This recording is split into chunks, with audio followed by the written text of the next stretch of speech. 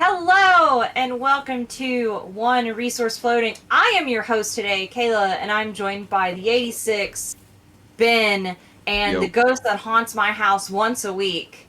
The ghost that will speak later in today's video. Oh, the ghost hand is so terrifying.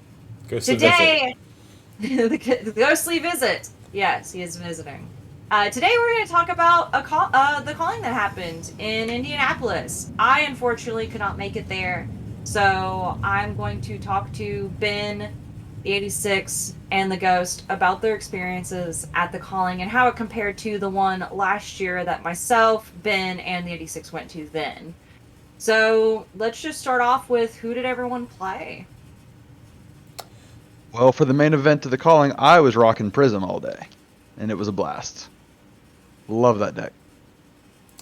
I went Uh, in also taking Prism, and then for the second day I did Battle Hardened, and I took Viscera.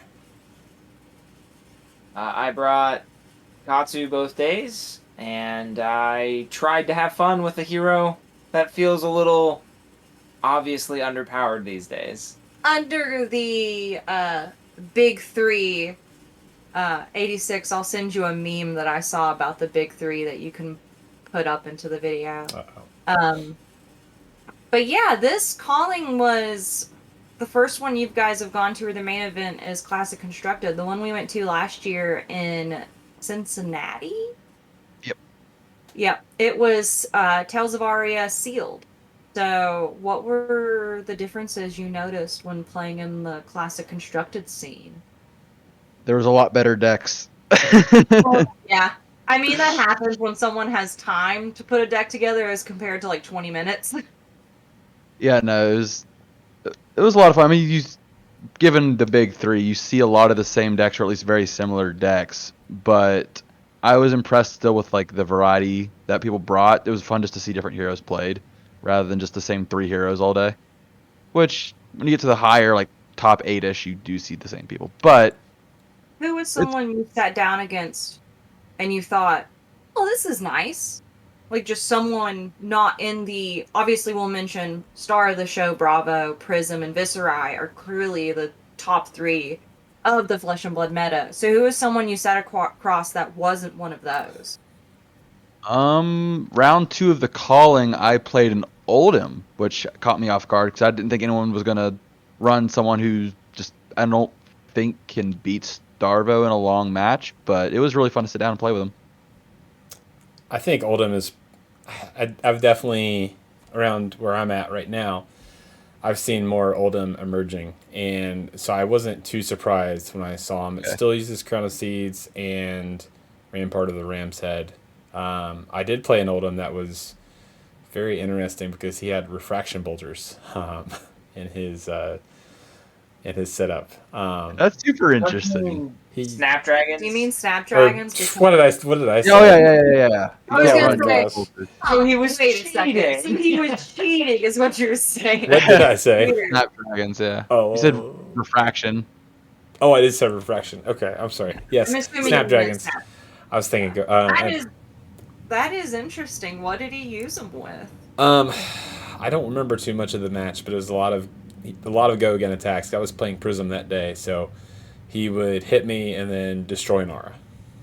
I know he ran E strikes. When I walked by, I saw him play that. Yeah, and So he did go again with each of those So typically. if it was an Oldham with Snapdragons, he was probably using uh, inline strikes. Ghost, what did you play? So as Katsu, I dropped out of the top half of the meta first round every time. So I got to slum it with the rest of They're like the field. 5%. Yeah. So I got to slum it with. I saw your dashes. I saw uh, prisms that had just had bad matchups round 1 and 2. The whole weekend, I only saw a single Starvo sit down across from me. Really? But You're again, probably. I was in that lower Yeah. half. That was when my record at the time was 1-1, and I was going to round 3, so I was at that 50% breakpoint win. You probably got like either a Starvo who wasn't doing well or a Starvo that got pared down. Or that saw a mirror and the other Starvo beat them. Yeah, it's the scenario of I wonder how this Starvo Right, and it was, and I got to talk with the player, and it was very pleasant. He was a great guy. I don't hold it against him for playing Starvo. We had some choice words about the hero equally. But he even said, like, yeah, this is not who I normally play. I normally play, like, Lexi or Briar. Oh, that's such a shift in, like, dynamic. So he was with a group, and they were a competitive calling group. They all went in with decks that they had crafted and had, done math, and were like, these are the decks with the highest chances of winning. And so they brought those rather than bringing what they wanted to play.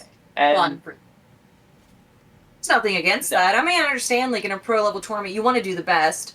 So when you see a top tier deck working and you're like, I want to see if I can compete with these people, you want to come at it with the best staple base you can start with. You don't want to come in saying, because, like, as much as I love Dorinthia, I could never take her to the calling and expect to stand up to Starvo or Prism or Viscerize. It's not going to happen. So I would probably result into doing one of those heroes to see how I would fare just against them on an even playing field. I don't remember seeing any Dories in the calling, but I think there were some in Battle Hardened at least. There were some in the calling, just done by statistics. So there is the chance that you probably didn't see them, but they ran the numbers because you have to say what hero you're playing and everything. That they did say they were Dorinthia's there, and I love Dorinthia. Oh yeah, there was at least one of every hero, which was actually really cool. There were 5 Dorinthias at the calling. There we go. There you go. I think there was like one Azalea. There's 2. There was 2, I think. There were No, 7 dashes, and our resident Katsu player. All the dashes. How many dashes was there? 8, and I played them all. I only played 3 across the 2 days, but it was a very interesting dash matchup because the dash that most of you, if you've been playing the game since, Arcane Rising when she came out, that is not who you will see now. That dash is gone. I not once sat down across from a pistol dash. They're using plasma barrel. The barrel shot meme is not a meme anymore. It is a way to push damage and force cards out of hand from heroes like Starvo that really don't want to commit cards to hand. It is a way to push damage against other aggro types like Visceri. And it stops the multiplication of Rampart of the Ram's Head. Right. So if you are a dash player and you're going up against the current meta, which is Guardian heavy, it just is, you know that pistol gets real worthless against Rampart. I'm going to have to pull out my foil plasma barrel that I got. All right, well, back onto the course of hand. Hold on, I'd have to think though, because if you, so I want to talk about that dash that the voice played. Let's talk about dash. So, plasma barrel, that dash I didn't see play any items when I walked up to that. He didn't have any on the field. He started with a Teklo Pounder. Insane. That's because they played all 3 dissolution spheres against me as a Katsu, and I wept. Yeah, I didn't see him keep out, like, there's no Teklo cores that came out, were there? No, he opened with Teklo Pounder. It's a good choice to open. Did he go first or second? He was able to go first and choose it, and he chose Teklo Pounder. That is a good item to go first. His opening salvo was play Dissolution Sphere, Arsenal Pass. That's rough. So he filtered 2... Did he load the barrel at least? Yes. I was going to say, load the gun at least. He filtered a red and a blue down at the bottom to load the plasma barrel shot and play Dissolution Sphere. That's a good play. And my opening hand became very different. Thankfully, I had a Surging Strike in hand, so I at least had a line that I could play. Yeah. But it feels bad. Like, as a chip player, I don't really rely on chip damage, but that is a way for me to get Mask triggered. That is a way for me to force cards out of hand. And Dissolution Sphere is literally my worst nightmare. And to see all 3 in the deck within 6 turns... Oh, that's even worse. From the time that I got rid of the first one, or the first one timed out, I had 1 turn of, like, no Dissolution Sphere. Did you feel like Katsu was just standing on the edge of a cliff like, now's my time. I mean, there was a, like... Yes. The ninja arrives! But it was a slugfest, that match. It was a 100% slugfest. It was... His opening salvo of no damage, cool. My opening salvo was 16 damage. Which was really good. And he committed 1 card to the chain, and kept a 3-card hand with 1 in arsenal, and then he slapped me for 16 back. Because I blocked with 1 card from hand. Yep. And had a 3-card hand and 1 card in arsenal, and that continued until he got his other Dissolution Sphere out. At that point, I was running out of gas, because I had to throw attack actions onto the combat chain, as opposed to Kadachi, Yeah, or Kadachi 1. You can't filter... computer. You can't filter into the deck as much as you would like to with Kadachis. No. You can't be like, this whelming gust wave, I really want this later, so let's pitch it for a Kadachi with go again. It's, how do I sneak and cheat this whelming gust wave into the combat chain, hit, get it, go. Like, it just became a much more complicated matchup against that dash. They did use the plasma barrel shot twice, and it was punishing both times. What did it come in for? So the most punishing turn they had took me to 1 health. I was like, in my head, I was like, I have the turn, they're at 8 health, I have the turn that will either guarantee me tempo or will be lethal. So in my head, I'm sitting there, I'm like, if it's not lethal, don't block. It's not lethal, don't block. Go to 1. That's fine. 0 to 60, zipper hit, T-bone. Thankfully, I had left my breaking scalers with Battle Worn on the field, so I was like, I'm going to block with breaking scalers, force 2. I'm just going to take the damage. Maximum velocity. They then broke their Achilles to give them an action point to plasma barrel shot for 4. I was forced to commit a card from hand. Yep. So it went from, I have this, to plasma barrel shot literally made the difference. Yep. Because if that had been pistol for 2, wasn't lethal. I was at 3 health. I would have been fine. My dash is going to significantly change now. And I talked to the player afterwards, and I was like, what items do you run? And he's like, it's literally just Dissolution Sphere sideboarded in for you as a Katsu, and then I run 2 Teklo Pounders and 2 Teklo Cores. That's it. With Plasma Barrel. Well, with Plasma Barrel, you don't really need the Induction Chamber or the Purifier. It doesn't suit you at all. It's useless. It's literally fodder, and it doesn't block, so get it out of there. But I was surprised knowing that they're running this aggro attack action style, and they weren't running Convection Amplifier or Hyperdriver for extra resource or for Dominate guaranteed, whereas Dash otherwise has conditional Dominate. Yeah. You know, if this hits, the next attack or the next boosted attack gets Dominate. There's 2 different cards that each do that. Pedal to the Metal and High Speed Impact. Payload, I did see 1 of those come out. Thankfully, only 1. It would have been a different game if, they had a payload at the end that was dominated, and I had already sacrificed Tunic and Mask and all of the, tricks in my bag. Yep. That's really good. So, it's really interesting because I would think, like, Plasma Purifier and Pistol, I feel like would do roughly the same damage and be consistent for the same amount of resources. But obviously you're not pulling in another item at the start there. You don't have that Teklo Pounder or anything else. So it's more of the build-up in that case. He doesn't have to worry about getting out the Induction Chamber to give the Plasma or the Pistol go again. Because the Pistol twice, comes in for 4, whereas 1 shot comes into 4 with the barrel. But it's the setup turn that he doesn't have to sacrifice some sort of action point in playing that Induction Chamber, and he doesn't waste 2 resources playing it. He gets to put more pressure on the field. And was he someone that used the heart much? No, there was not a single time that they used Foundry Heart. They had pitch values balanced out very well. Like, the deck, you could tell, was very fine-tuned for what they wanted to play. And thankfully, I was playing a hero that is disruptive for other reasons. Because, yes, I'm not forcing card out of hand like Oldham with Blizzard or other things like that, but I am threatening my turn's not over if you don't. Yeah. And so, never did they have to do, like, tricks in the bag. It was very just clear cut. He knew what they were going to do. They were going to boost. They're going to boost. He did actually admit that he's like, I boosted an attack that I shouldn't have, Thankfully, it just got rid of like a throttle yellow. It's like no big deal. Yellow's not that bad to get rid of. It's like it's when you boost and you get rid of the high octane, The third dissolution sphere. the third dissolution sphere, the maximum velocity. It's moments like that as a dash player when you boost those cards, you go, oh, if I just held off. Yep, and credit to this player. He was very clearly aware of the meta, having brought Dissolution Sphere in a 3 of in his deck list.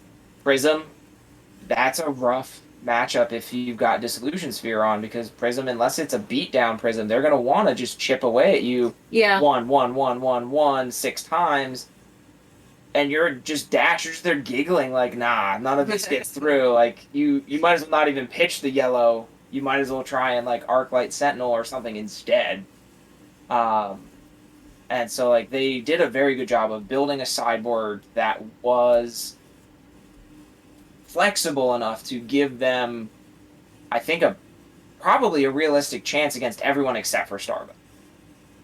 Because the Starvo matchup on Dash is still just brutal. Yeah. They're going to run Rampart, even if it's not Pistol Dash, They're going to run Rampart. They're also going to have Channel Lake Frigid, which just, if you're a Dash, Channel Lake Frigid is the worst thing to see in the world. Let alone have it for 2 turns. 3 resources to load and fire the pistol. I was like, or Blizzard. Because, hey, that maximum velocity, the last card in your hand, I've waited.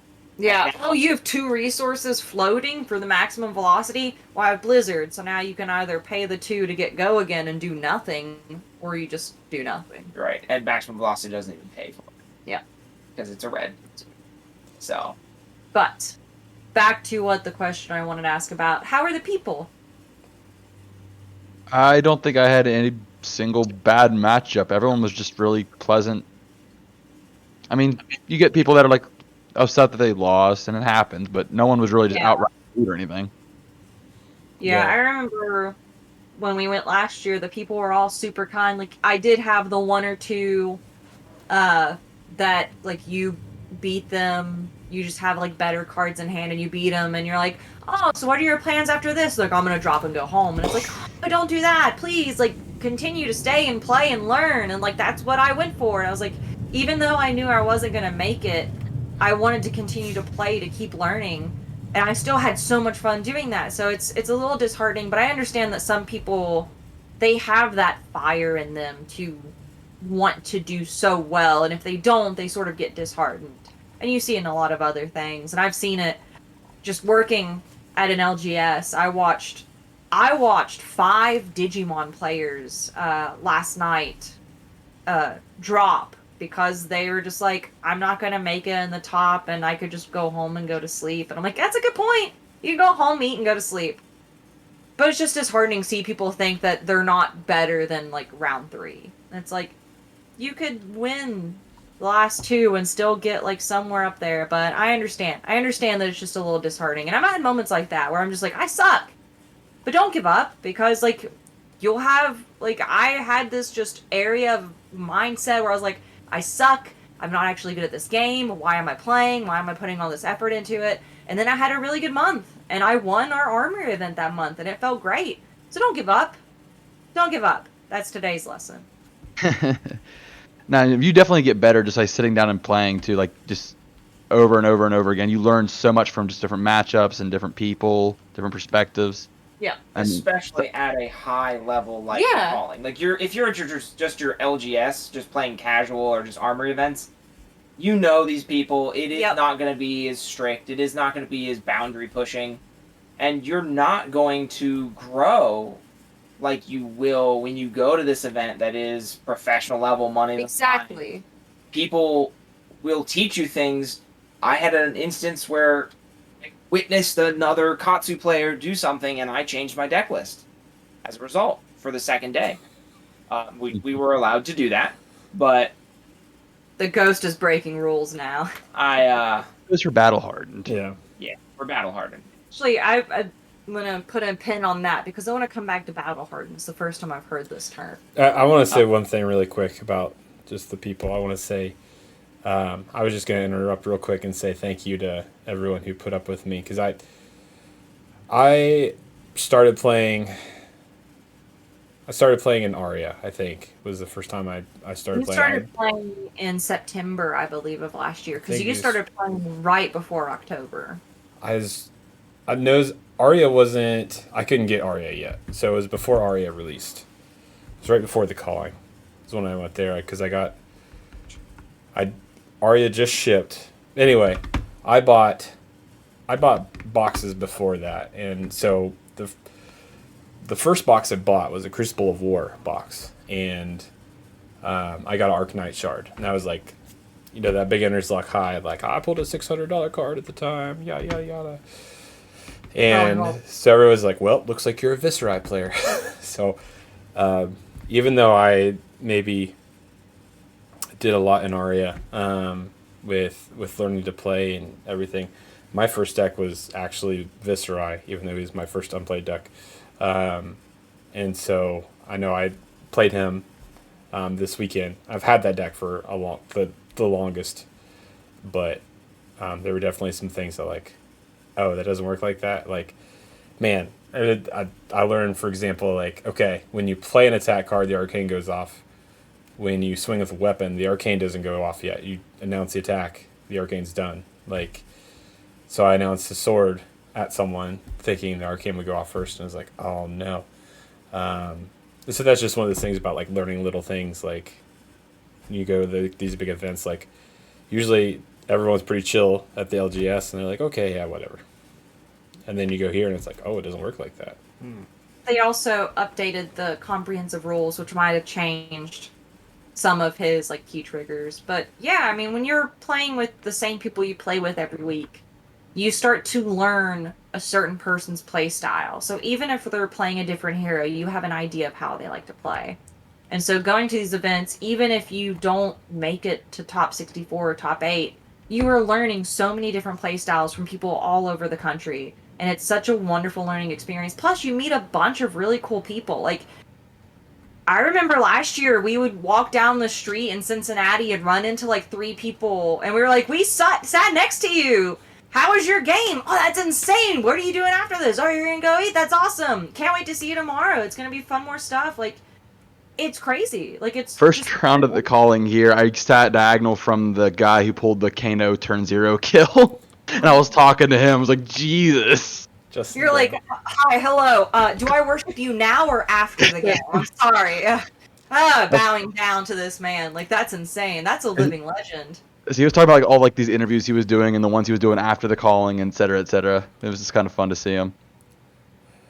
Ben also But had yeah, to another- play the person who won the Dallas. Calling Dallas, yeah, I played against him. So yeah, there's people that you run into that you don't ever expect to sit at the table with, but it happens. Matt, what's his last name? What's Matt Rogers? Matt Rogers. So, funny story Yeah. about that. Last year at the calling, there was a mix-up in scheduling, and I sat down at a table and I introduced myself to my opponent. I'm like, I'm Kayla, and they're like, oh, you're not who I'm playing. They've done a rematch. And I was like, oh, you're not Matt. Cool. Stood up, moved left. My boyfriend came with me, Joseph, and he was like, you were playing Matt Rogers. And I was like, you mean the, like, incredibly known pro player, Matt Rogers? I was supposed to play him? And then I ended up sitting next to him. And I was like, I was this close to getting picked off by you in 4 minutes. That's insane. But I chatted with him, and he was super nice. Yeah, no. All these people are great. Like I said, this community is like one of the greatest I've ever seen. It's really just fascinating. Yeah, I mean, people are amazing. Like, I wish I could go to more events sort of out there. But I work. So I work at an LGS, a very limited staff, so I'm typically there all the time, and I don't get to go out. Plus, we're in the middle of nowhere, in a tiny, well, not a tiny, but it's not a city like Indianapolis. It's not a This is city true. like Cincinnati. It's a smaller city, so we don't get a lot of events near us. But yeah, the people are great. If you've ever thought about joining the game, the joining for the people is a good start. Like, it is. They are very nice. So this battle hardened. Tell me about that. So I mean, it's more- it Go ahead. is an extension of the calling. It is literally they like taglined it as, now that you've played in the calling and lost, Oh, come back stronger than before. I get it. That's nice. Scrub So you are record. a veteran of the calling. You should be playing better. You're tarnished. Yes. Yeah. You're no longer a maiden list tarnished. Yes. Hopefully. So it was just like sort of not really like an after event, but it was an event for you to go to the next day. Yeah. It was point and blank, like, hey, you didn't do well day one, but you still want to keep playing constructed. Do this. Did they have other side events? Because I know when we went Cincinnati, of course, this was also when our calling was sealed. Because Aria had just sort of been new and fresh then, so they were trying to get sort of stuff out there. But they had a lot of drafts, and then they also had some classic constructed stuff there. I do know Team Blitz happened. We won't get into what happened the day of Team Blitz for those traveling there. It was I got many updates. It was not the best, so we won't touch that. Well, how was Team Blitz? It went well for me. Kasai is a very strong hero in the Blitz meta. Sai is strong. We've learned. I would probably literally put her at top tier, other than Kano, but you have to know how to play Kano. Yes, Kano's a tricky fish. Kasai and Kano would easily be like S tier if you're going to do a tier system. Ooh. And then you've still got Ira. Benji's not far behind, yeah. I was gonna say Benji just with Everfest has seen such massive upgrades that. But his inconsistent. I am terrified of the Ghosts deck as he is. He's played against me multiple times with my Valda Blitz, and let me tell you, having just 1 extra health really makes a difference when a hero can do 20 health in a turn. Literally, my only saving factor is having 1 extra health. Yeah, Benji is not as consistent with Blitz, but he's definitely in, like, near top of the A tier. Yeah. Ira still is there. Yeah, Ira and Kasai actually dominated a lot of it. And Kano, I would say, of the Blitz meta before, like, a few months ago, before Everfest. Kasai, Ira, and Kano were still probably the top 3 of the Blitz meta, with probably a few sprinklings here and there of heroes people have brought out. They are incredibly powerful. Some surprise in the Blitz, you will start seeing more KOs. His specialization makes him not just playable, but dangerous. Now, again, it is... Him over Reinar's, crazily enough. Because of his specialization, yes. But Reinar, you'll still see him in Blitz a lot, because he's being able to intimidate 4 cards out of hand somewhat consistently. It's too good. The only issue with the Brute players, I think they would be so much more sought after if that variance wasn't there. Like, it hurts so bad when you're a Reinar or KO, or especially even a Levia, and you lose because you rolled 1 multiple times. Right. It happens.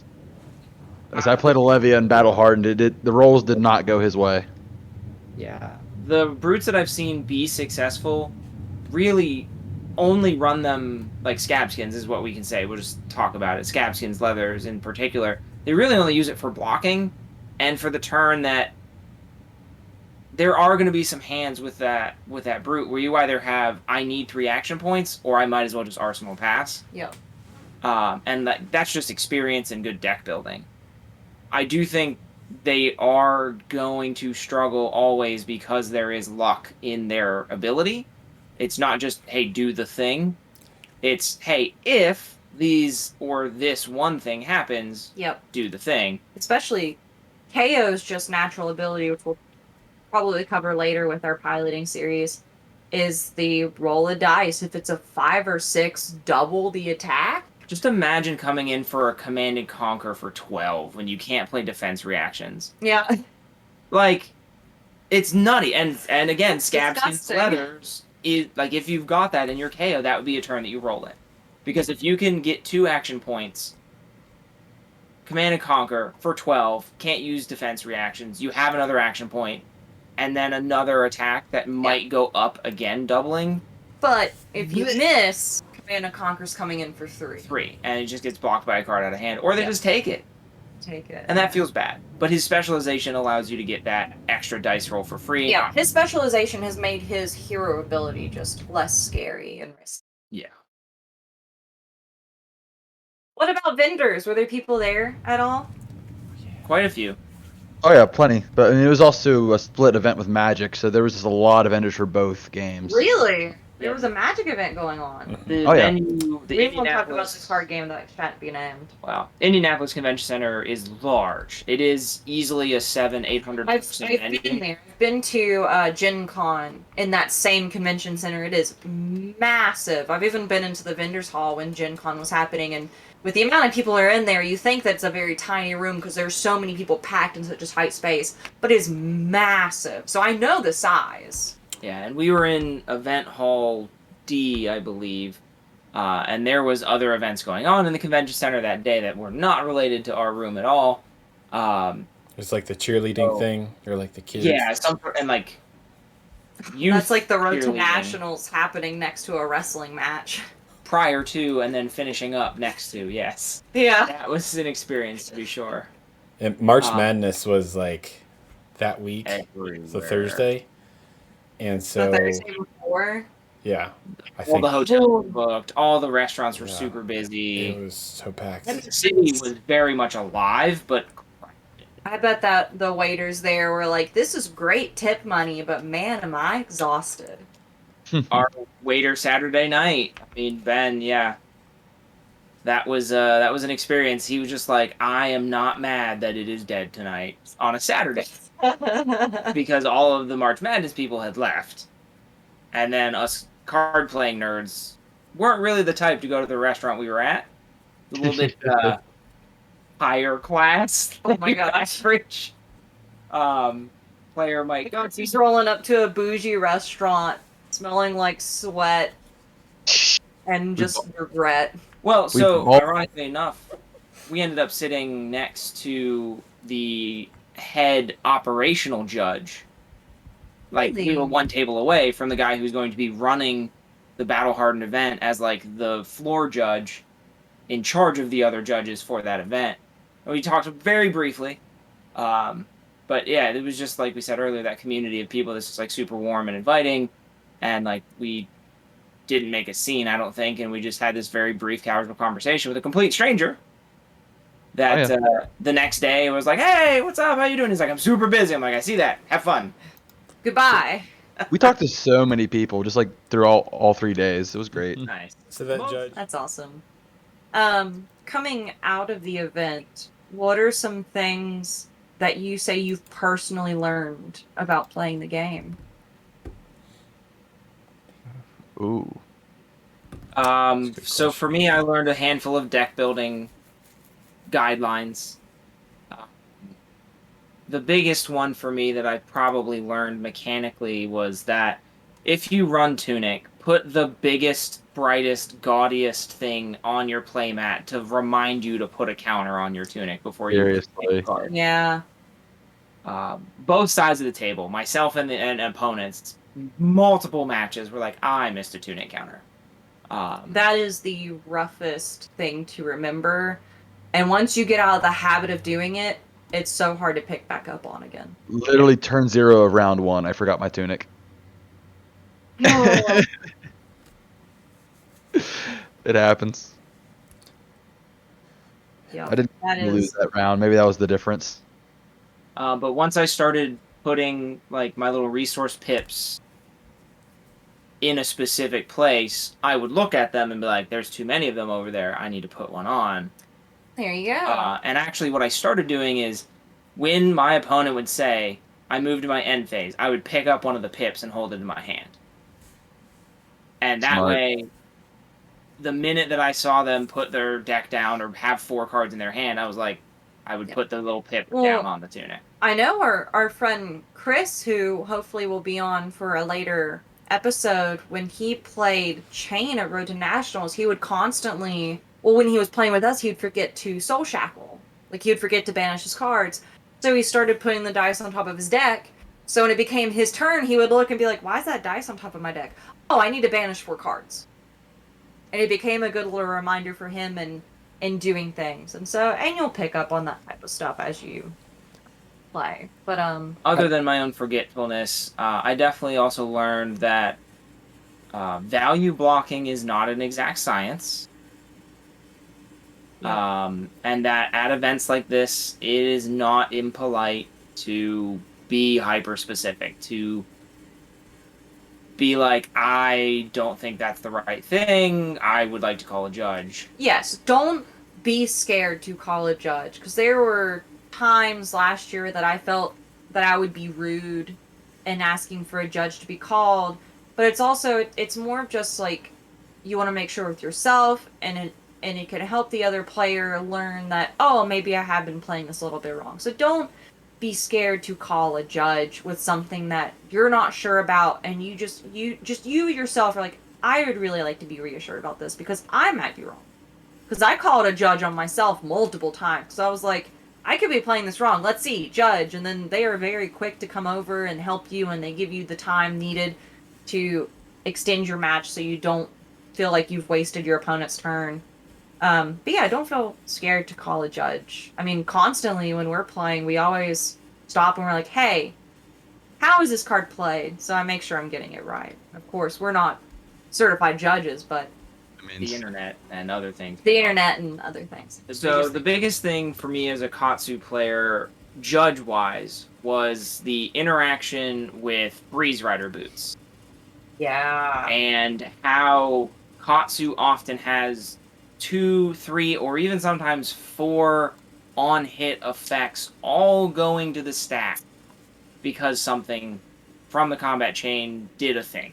Yep. And there were numerous times where my opponent, I could see, was clearly like unsure as to whether or not what I was saying was right. And every time I was like, we can call a judge. In my experience, nobody really cared because, again, we were in the lower half of the meta. So, like, haha, we're just playing for fun and to learn and to get that experience that we talked about earlier.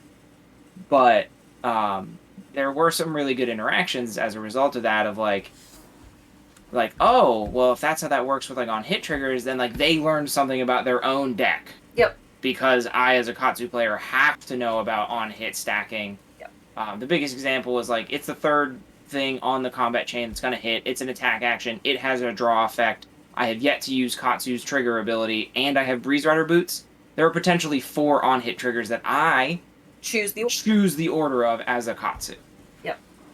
And that happened once where I got to do, that happened where I got to do 3 of the 4. Yep. And my opponent was and it was a Starvo. It was the one Starvo I played. My opponent was like both perturbed and mad at himself for letting it happen because it turned a like 4 damage hit into a 19 damage turn. Yep. I did Kadachi, and then I did a Whelming Gust Wave red. So that's 5. I'm threatening 5 damage, right? And it's like, okay, but I still have a resource floating. I had my tunic, so I go and I Katsu trigger. I give everything go again. I got the mask trigger, so now I've drawn 2 cards in effect, with one for banish, one from the mask draw. I've given all cards with combo go again, so I draw. I still have 3 cards in hand, because that Whelming Gust was the first action, so then I banish, I get Mugenshi, I play Mugenshi with the 1 resource floating. I got the show. I then go and get Lord of Wind, because the thing I drew was a Razor Reflex, which I used to make sure Mugenshi hits. The first time he blocked me all day. And then I slap 1 Lord of Wind, pitching the other, holding the other, and then I pitch that to play a Surging Strike, and then a Rushing River, because everything had go again. The whole chain. So it turned just like this isn't going to be a good hand, into monstrous, because I got to choose the order in which things happen. Yeah. So that was a big learning thing for, I think, a lot of people and myself, just solidifying it. I think one thing I've been trying to develop lately is knowing, I think the on-hit effects deal more damage than actual damage. So I say this as a Lexi player, there are tons of arrows, and if you're Azalea, you probably know like cards like Timidity Point and remorseless, seek and destroy, etc. And like there's all these things that deal damage. But I would just other on hit effects. Pursuit of Knowledge is something that I've looked at in the past, and I'm like, it's not a good card. It's very But- good for Lexi. But now I'm starting to think about it in, well, you know what? If I send this at someone, it attacks for 4, and they're gonna have to block with 2 cards or play 1 defense reaction to stop it. Or use armor, but yeah, you're Or getting use resources. Yeah, that is Yeah. something that is pushing a defense. It's not just a lightning surge. Mhm. It's something where someone's going to say, "I need to do something about this damage." And with Lexi, with so many ways for her to give it go again, it's not just a blink, showing a lightning card, anything. What's the flash? I was like, what's the one of the person running? Flash.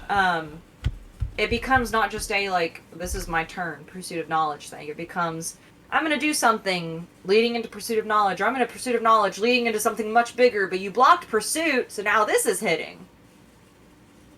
Yeah, and learning as a player how to, like, which on-hit effects do I care about, and Yes. which on-hit Big effects part of am the I game. going to just That is just a massive part of what the game is becoming of. If they are threatening this on hit effect and they have 1 card in hand, what could that 1 card be? Could it be something with a worse on hit effect? Should I take this one and block that one, or vice versa? Are they just going to arsenal that card and pass? Should I take this or should I block it? That's become a lot of the game. Of there's so many on hit effects that it's really determining which one is more detrimental to your game. But continue with what you were learning other things as Alexi. That's a major thing. Like that's some actually pursuit of knowledge. I'm slotting into Prism now, and just with because of library and wanting to have those yellow pitches, just having an extra card. Like if that turn before I have to play an aura, I still want a card in hand, or I want something else to be able to go again on my turn. And so, pursuit of knowledge is going into Prism for sure, and you know that might go into other decks as well. Is it a cost 2. 1 or 2. 2? Cost- 2. It can be pummeled. So it can be pummeled. Mm-hmm. Oh my god. Pitch for 3. It's 2 comes in for 4. No, it is a very good card, and I feel like we'll probably see it as a super rare from Arcane Rising. I feel like you'll start seeing it a little bit more. I know I've put it in some of my decks before that I've personally built, because I'm like, this on hit, draw an intellect would probably get someone to block a card and interrupt their turn. I mean, it's very useful. It's very punishing against heroes that really don't want to commit cards from hand, namely Starvo, Chain, any. Are you a Guardian or a Runeblade and you don't want to get rid of cards from your hand? Cool, I'll get an extra one. I just don't like See to on the other block either. side. What is it? I don't like to block either. Speaking of No. Starva, well, actually, here I'll say this first too. One other thing I learned is this is on me. This is a personal thing. So I used to do as attack, defend, attack reaction, defense reaction, and then I'd be at instant speed before it resolves and play this. Well, I guess they can go back to defense reactions after you do an instant. So You I give did them not the know power that. back. You technically can, yes, because since you've said, "Oh no, I'm going to do something," you've opened up that window for them. Mm-hmm. Yes, I Which thought was- instant speed was like, this is instant. What- Bam. I know, Ben, you had talked about that before with your Prism build with Starvos, where you know they do the thing where they reveal the necessary elements. They have an attack that's coming in for something, dominate, go again, or they give themselves an action point somehow. I Lead the Charge has risen in the ranks of the meta of having just this amazing power of making an action point, but as a Prism player who is so used to being like, I'm going to play an instant on the end of your turn, against Star of the Show, doing so, if he has that go again still active, he can destroy your auras. He still has an action point to play. It does not, when you go to end phase, does not mean the end of the turn actually until both Yeah. players have passed. Yeah, So. because say I was playing Star of the Show and Ben was playing Prism, and I've attacked with a card that has go again, but I haven't done anything else. I'm like, I'm gonna pass to you, and Ben plays an instant like a Genesis or something or an Odarath. It goes back to me, and I still have that action point from go again. I can then just come in with the hammer and destroy his Genesis before my turn even ends. Pretty sure most, if not all, the Starvos I faced this past weekend, that literally, if they had turn 1, all they did was Arsenal. They didn't do anything. If they didn't have their Starvo ability, they Arsenaled. Well, yeah, that's almost just a better lead up. If you don't get the magical turn 0 dominate go again, then yeah, I would. It's great for them, yeah, because they get a card in Arsenal for Crown. If they can, they filter their hand a little bit. Yeah, Like, maybe they'll swing with hammer to filter out something they don't want. But yeah, the instances and priority and action points are really becoming part of the game. it's if you would have asked me like 6 months ago, like combat chain and priority and all this stuff meant much, I would have said it's kind of there, but you don't have to worry about it. I was so wrong. It means everything these days. Yeah, I mean an instance can change the game of, do I take the chance of playing this and giving them something else to react upon, or do I just sort of go to my turn and maybe do something then? On it sucks is, or speak about instance. It sucks you're like, okay, lethal on a Kano. Kano's like, well, I got nothing to lose, so let's see if I can kill you. I survived the Kano by 2 life. Oh, he's still Our terrifying. turn. Man. Oh, he's so terrifying still. There's no such thing as priority with Kano. It's just, welcome to any attack counts. I'm coming in for 23 damage. How? Even I don't know. It's just happening. Welcome. Welcome to the world. One thing I learned that in CC, you still want 3 freaking Arcane Barrier. Holy crap, you still want that. Oh, did you face someone and wish you had those? I won, but I was only running 2 Arcane Barrier, and I was left with 2 health. Like, I was coming in for lethal, and he decided he was going to go for lethal on the instead, rather than block it out. And he pulled just card after card after card. As a Kano, you just have to. If they're coming in for the damage, and you're like, I have to try. It was a Herald of Erudition, so he's like, if I don't block, or if I try to block this, it doesn't matter. You can draw 2 cards and push lethal anyways. He'll draw 2 cards, or if it was presenting lethal with Dominate anyway, it's like, might as well try. That's the scariest thing when a Kano goes, all right, let's see what happens, and you're like, oh no, not even you know. Literally, I threw it coming out of this. I threw it down, and then he popped Storm Shard. I was like, oh crap, this is gonna happen. And he plays Aether Wildfire, and luckily I had 1 card left in hand, so I pitched my 2 and negated 2 of that. But then he followed up with, like, I don't know, I think Sonic Boom, and then he went for something. I was, I think, down to 11, and I had taken 9 up to this point. He pitches for Kano 1 more time, pulls Blazing Aether off the top. I'm like, you have to be kidding me. Wow. But he only had the resources. It's 0 cost, but that's all he could play left, and he played it, and I was left with 2 health, and I won, and that was, oh god, it was so scary. Those games are the best, when it's literally like, So good. it's just 2 Hail Marys of, let's see what happens. I like almost cried when I saw that Blazing Aether. I'm like, oh, that must be enough damage, and it was just shy. Just shy. But yeah, that's my Kano story. I survived Kano. What was the hero that you had the most fun playing against?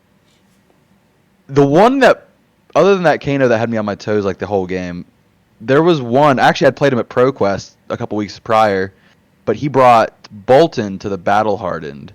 No, this was the Calling. He brought Bolton to the Calling. And I played him, and it was a really. Specify. Hmm?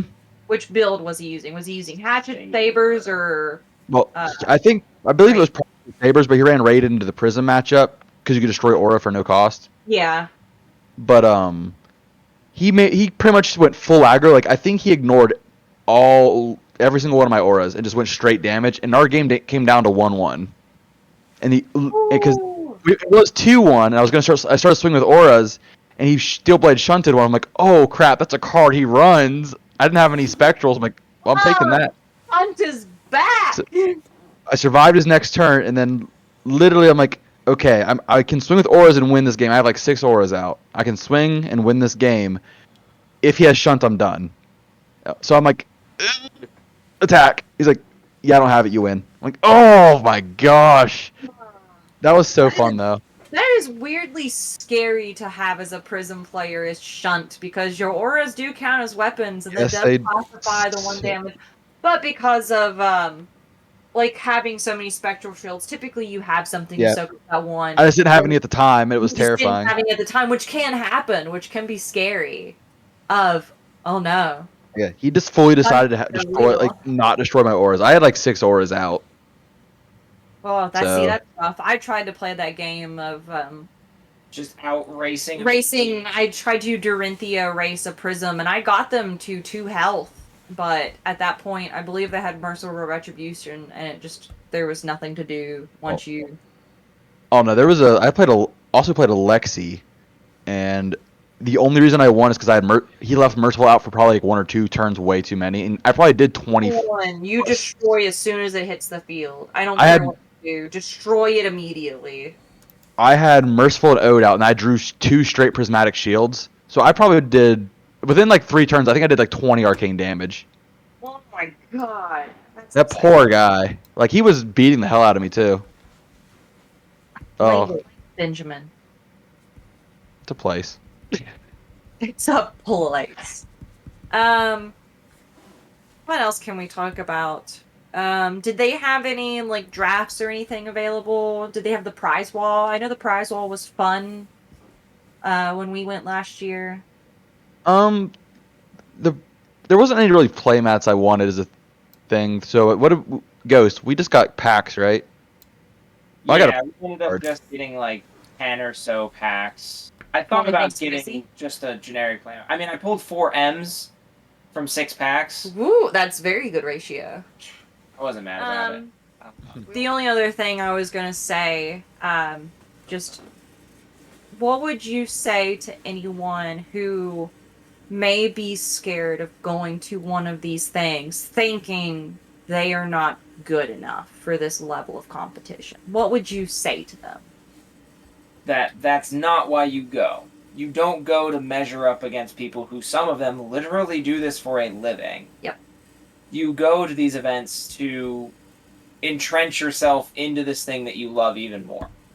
You love this game, you have fun with it, even if you're just a casual player.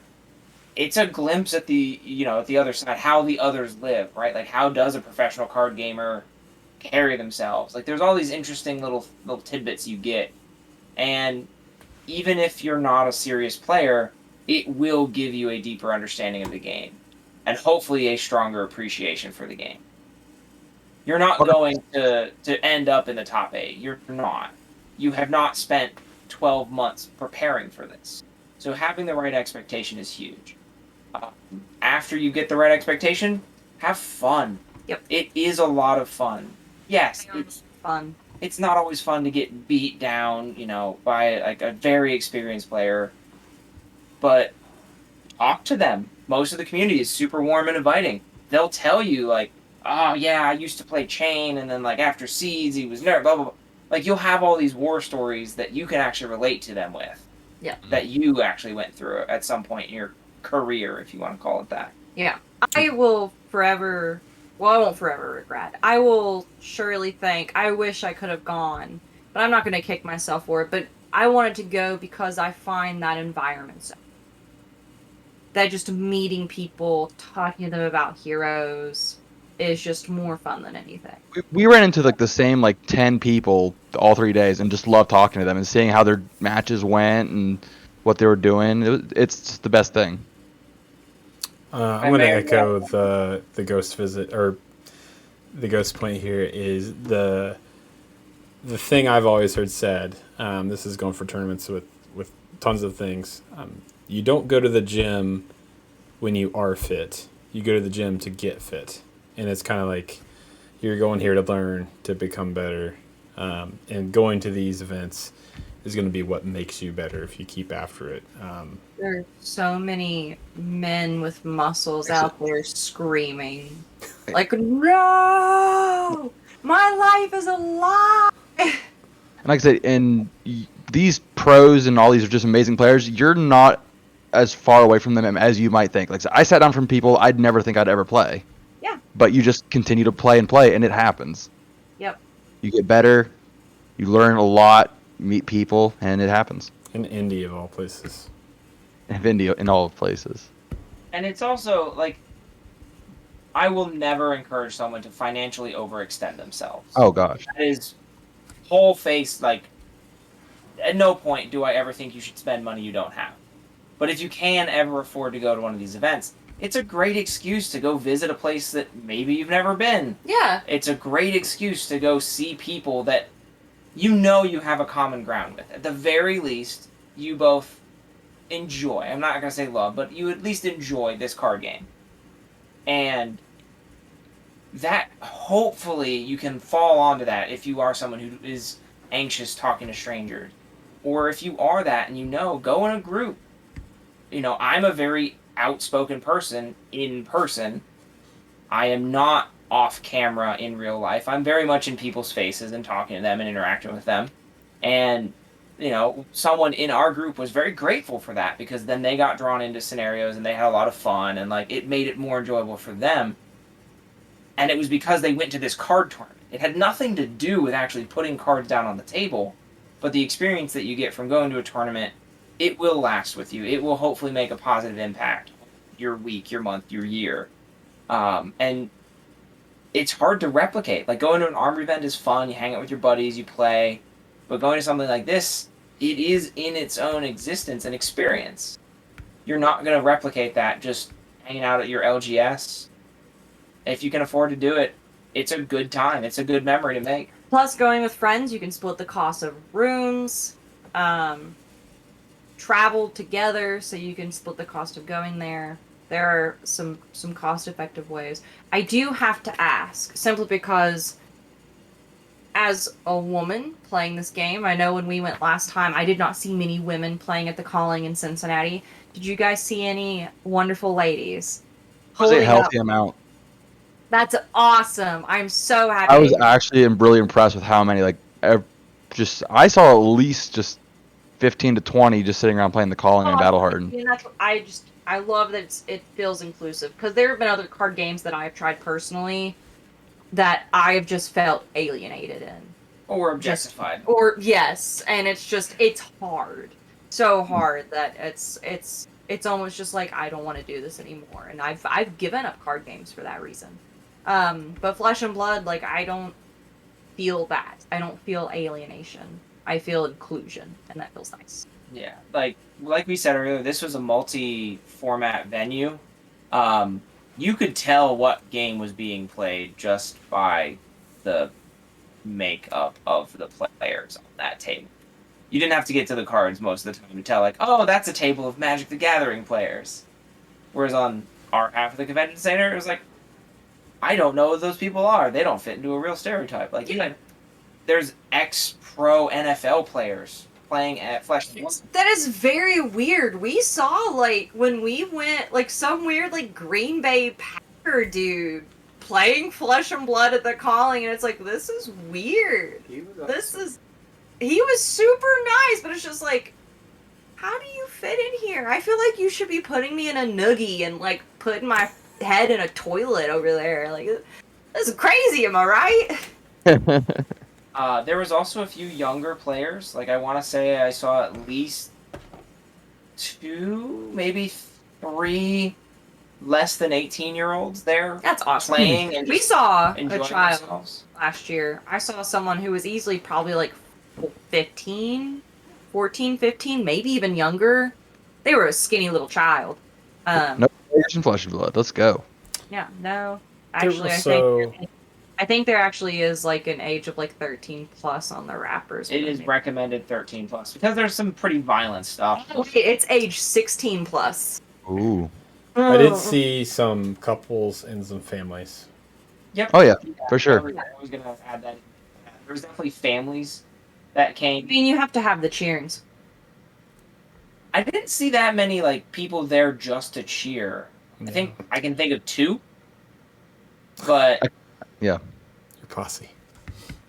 I mean, I easily brought emotional support boy last year, and he was the like, I think the cherry on top to a lot of people's weekend, as he was watching me and Ben play, and they'd be like, "Who's this?" I'm like, "Oh, this is my emotional support boy," and they'd be like, "Hi, nice to meet you. What do you think?" And he's just like, "I'm here. I get to eat while they play. This is great." They don't let me eat normally. Please send Yeah. help. that is definitely one thing that like Yeah, at these events. please eat, hydrate yourself, Be cleanly. be cleanly. I know on multiple occasions I forgot to eat and my sugar would start to drop and I would get kind of lightheaded and I would make stupid mistakes. And I'm like, I'm really sorry. I'm just like, sugar's bottoming out. And they'd be like, do you want to take a break? Do you want to stop? I'm like, no, we got a time limit. Let's go. Also sleep. Yes, It sleep. can be very exciting. It can be like you might For the week. it might be Shut packed up. in. Take care of yourself is what we're saying. Really Don't- know what you need on those kinds of longer, more stressful weekends, and like give yourself the time and space to like make it fun. Don't be like I have to go, go, go, go, go. Yeah. Because you won't have a good time. If you try and do all of the things, Now you get to Sunday and you're struggling hard, and then life just becomes hard.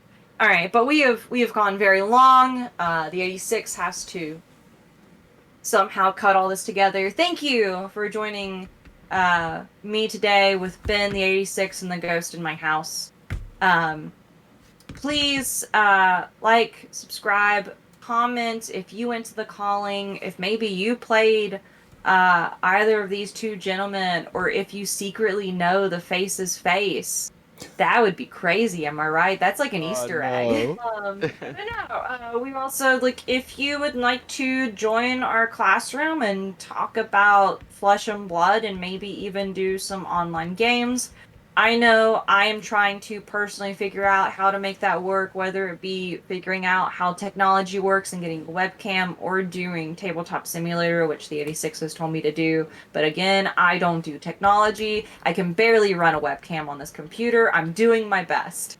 But yeah, tell your friends if they're interested in Flesh and Blood to give it a shot. I know skirmish season starts this weekend, which will be tons of fun.